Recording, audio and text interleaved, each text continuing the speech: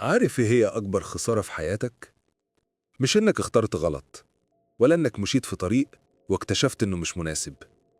الخسارة الحقيقية إنك بتتردد قبل ما تختار، ومش التردد العادي، ده تردد من نوع تاني. تردد يخليك توقف حياتك بإيدك وتتفرج عليها وهي بتعدي جنبك، وكأنك ضيف مش صاحب المكان. تعال نوضحها أكتر. التردد اللي يخليك قدام فرصة شغل كويسة، مرتب أحسن، مكان أحسن، وبرضه تقول مش متأكد، يمكن مش وقته، لحد ما حد تاني يمسكها وتقعد تسأل نفسك طب ليه ما جربتش؟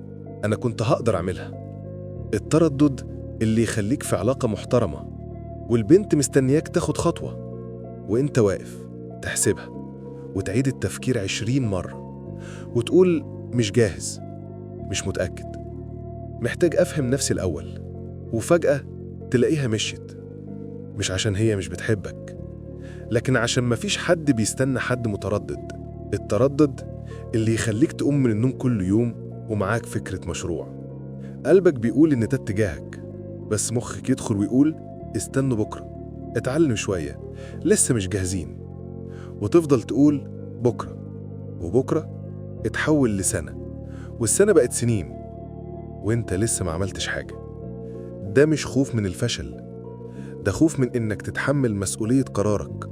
وده أسوأ نوع خوف، لأنه بيمنعك تعيش وإنت فاكر إن التفكير الطويل بيحميك، بس هو في الحقيقة بيوقفك وبيسرق منك فرص كان ممكن تغير حياتك كلها.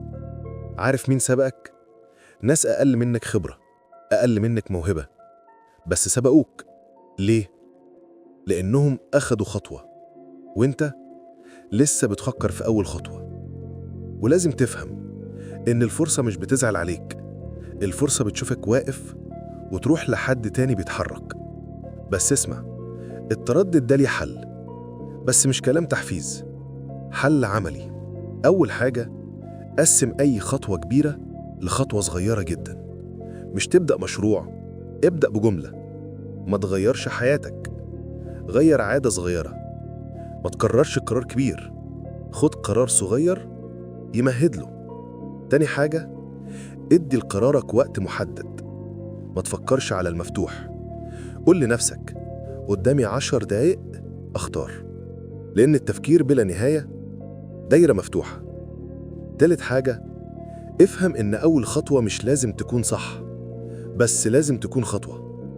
الغلط بيتصلح، بس الوقوف مكانك بيتحاسب عليك.